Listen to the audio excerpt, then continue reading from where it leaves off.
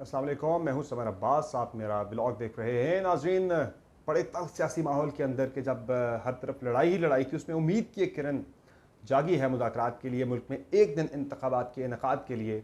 और वो सिराजुल हक साहब जो कि अमीर जमात इस्लामी हैं, उनकी जानिब से मुलाकात कल जैसे कि हुई थी वज़ीर आज़म शहबाज शरीफ के साथ और इमरान खान साहब के साथ। तो कुछ देर पहले मेरी सिराजुल हक साहब के साथ गुफ्तगू हुई थी। उन्होंने ये कहा कि मुझे बड़ी मस्बत दोनों तरफ से रिस्पॉन्स मिला है, तभी दोनों जमातों ने कमेटीज़ भी कायम कर दी हैं। अल्टीमेट गोल तो सिराजुल हक साहब का यह है कि दोनों जमातों को एक साथ बिठाया जाए और बिठा के APC बुला के ईद के बाद मुज़ाकरात की मेज़ पे बिठा के, खान साहब खुद ना भी हों, उनकी पार्टी के रिप्रेजेंटेटिव जो हैं वो बैठे हों इस APC के अंदर, और एक दिन मुल्क के अंदर इंतखाबात के इनेकाद के लिए तारीख का तयन किया जा सके। इसमें मैंने उनसे पूछा था कि क्या आपकी फ़ौज से कोई बातचीत हुई हो इन राब्तों से पहले या बाद। तो उन्होंने कहा जी उनसे हमारी बात नहीं हुई, लेकिन ज़ाहिर है सियासतदानों को खुद ये मसाइल हल करने होंगे। अगर वो नहीं करेंगे तो फिर कोई तीसरी कुव्वत आके मसाइल को हल करेगी, फिर वो मसाइल को हल नहीं करेगी, फिर वो इंतखाबात 8 9 10 साल के लिए आप इंतखाबात को भूल जाएँ। तो इस पर मेरी जो इन्फॉर्मेशन है वो सिराजुल हक साहब तो अब लीड उन्होंने ली है, पीपल्स पार्टी ने भी लीड ली, लेकिन इसके पीछे जो है वो इस्टेब्लिशमेंट भी इस वक्त बहुत ज़्यादा मुतहर्रिक है कि किसी भी तरह से मामलात को सुलझाव की तरफ लेके जाया जाए। मुआशी मसाइल चूँकि बहुत पाकिस्तान के बढ़ते चले जा रहे हैं, इंटरनेशनल प्रेशर पाकिस्तान के ऊपर काफ़ी ज़्यादा बिल्डअप हो रहा है, बढ़ रहा है। और अभी भी IMF की तरफ से कल शहबाज साहब कह रहे थे ना कि हमने तमाम तर शराइत पूरी कर दी हैं, अब IMF के पास कोई भी रीज़न नहीं बचती, कोई बहाना नहीं बचता पाकिस्तान के साथ मुआहिदा आगे ना करने का या एग्रीमेंट ना करने का। तो वो सारा कुछ करके अभी भी वो कह रहे हैं कि पाकिस्तान के पास अभी भी शॉर्टेज है ज़र मुबादला के ज़खायर की, चूँकि कुछ बैलेंस ऑफ पेमेंट का क्राइसिस फिर भी पाकिस्तान की तरफ बन सकता है कि पाकिस्तान के पास कमी है डॉलर्स की अभी भी। तो वो कह रहे हैं कि मज़ीद गारंटीज़ जो हैं वो लेनी होंगी, और पहले जो ज़ुबानी यकीन दहानियाँ ली गई हैं सऊदी अरब की तरफ से, UAE की तरफ से, वो कह रहे हैं कि अब ये तहरीरी यकीन दहानियाँ भी पाकिस्तान दे। अब एक क्लियर आपको एक इंटेंट, एक क्लियर आपको माइंडसेट IMF की तरफ से नज़र आ रहा है कि वो ना थोड़ा पाकिस्तान को स्क्रू, वो थोड़ा ग्रिल करने की एक मूड में दिखाई दे रहा है ये इदारा।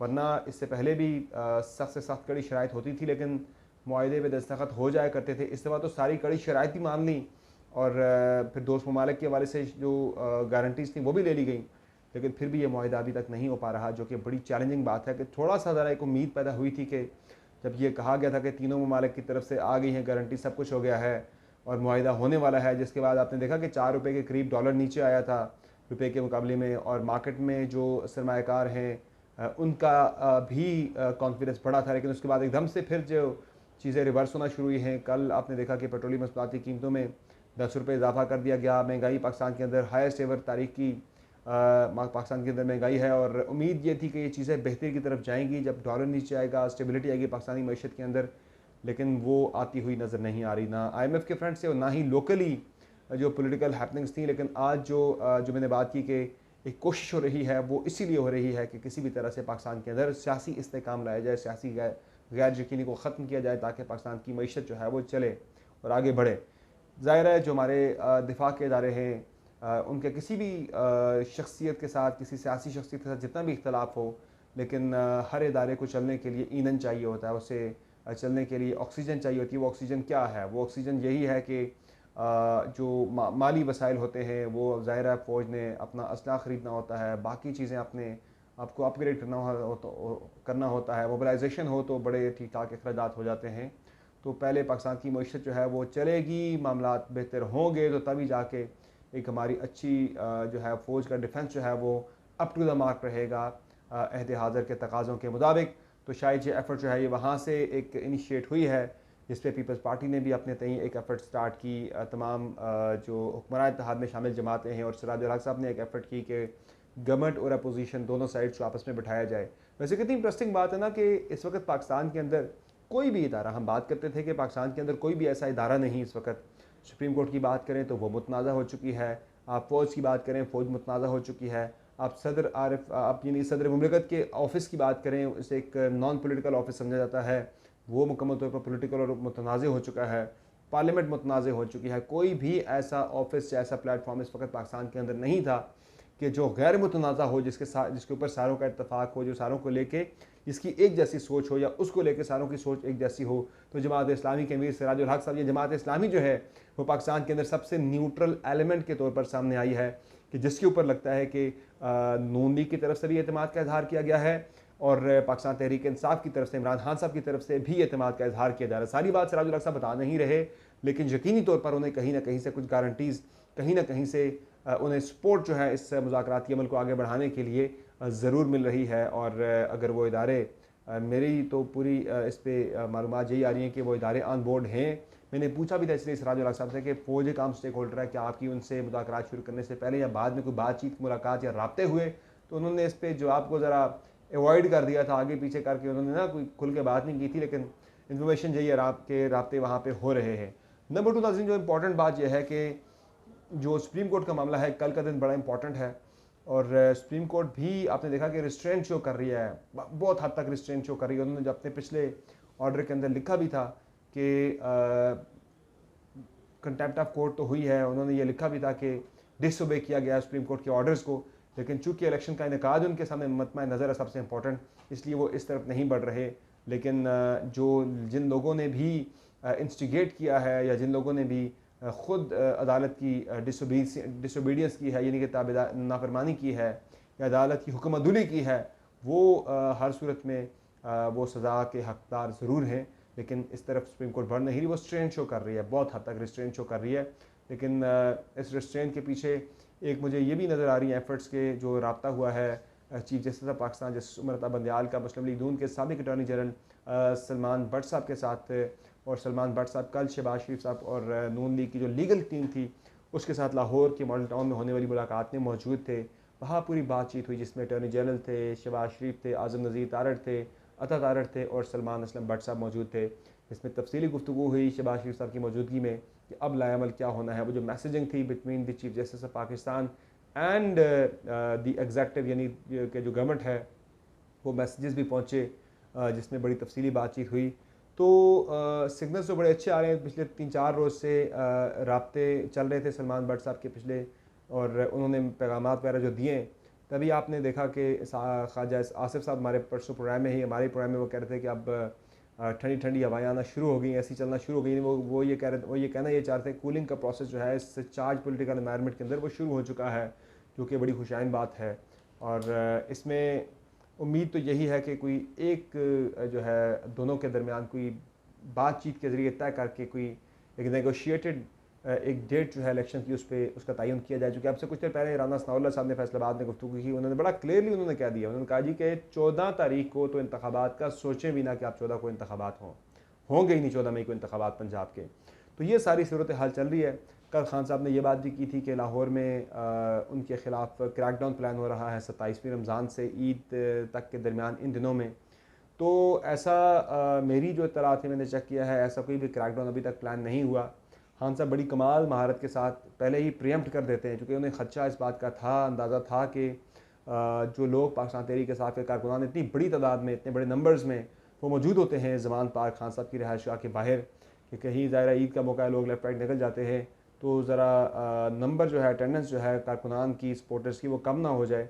अब से कुछ देर पहले इमरान इस्माइल साहब इसी एतमाद के साथ, उन्हीं कारकुनान के एतमाद पर यह बात पाकिस्तान तहरीक इंसाफ करती है। इमरान इस्माइल साहब हमारे प्रोग्राम में कुछ देर पहले बात कर रहे थे कि वो हथकड़ी अभी तक बनी नहीं है जो इमरान खान के हाथ को लग सके। तो वो जो कॉन्फिडेंस है वो अपने कारकुनान के जोश जज्बे की बेसिस पे ही पाकिस्तान तहरीक इंसाफ इतना ज़्यादा कॉन्फिडेंस का इजहार करती है कि इमरान खान को गिरफ्तार नहीं किया जा सकता। तो खान साहब ने इसीलिए अपने कारकुनान को अलर्ट कर दिया है कि ईद के ऊपर कोई ऐसा क्रैकडाउन हो सकता है लंदन प्लान के तहत ज़मान पार्क में उनकी गिरफ्तारी के हवाले से। तो कारकुनान फिर से अलर्ट हो गए और वो ऐसी कोई भी चीज़ नहीं होने देंगे। बाकी जो मैं आपको बताऊं कश्मीर की सियासत के अंदर चल रहा है वो भी बड़ा इंपॉर्टेंट मामला है कि कश्मीर में क्या चल रहा है जनाब। कश्मीर में ये चल रहा है कि आज चौथा रोज़ भी गुजर गया, स्पीकर आज़ाद कश्मीर कानून साज असम्बली जनाब अनवारुल हक साहब ने वोटिंग नहीं करवाई वज़ीर आज़म आज़ाद कश्मीर के इंतखाब के लिए। वैसे तो इस वक्त पाकिस्तान तहरीक इंसाफ की जो नंबर गेम है आज़ाद कश्मीर कानून साज असम्बली के अंदर 31 अरकान पाकिस्तान तहरीक इंसाफ और उसके इत्तेहादी हैं, जबकि जो अपोजिशन है उसके पास इस वक्त आज़ाद कश्मीर कानून साज असम्बली के अंदर 20 अरकान मौजूद हैं। इन 20 के साथ उन्हें 7 अरकान और चाहिए 27 के मैजिक नंबर पे पहुंचने के लिए, चूँकि जो टोटल स्ट्रेंथ है आज़ाद कश्मीर कानून साज असम्बली के अरकान की वो है 53। तो 53 में से एक मेंबर यानी सरदार तनवीर इलियास जो हैं वो डिस्क्वालीफाई हो चुके हैं। तो अब 52 स्ट्रेंथ रह गई है। तो 32 है पाकिस्तान तहरीक इंसाफ के पास और 20 हैं अपोजिशन के पास।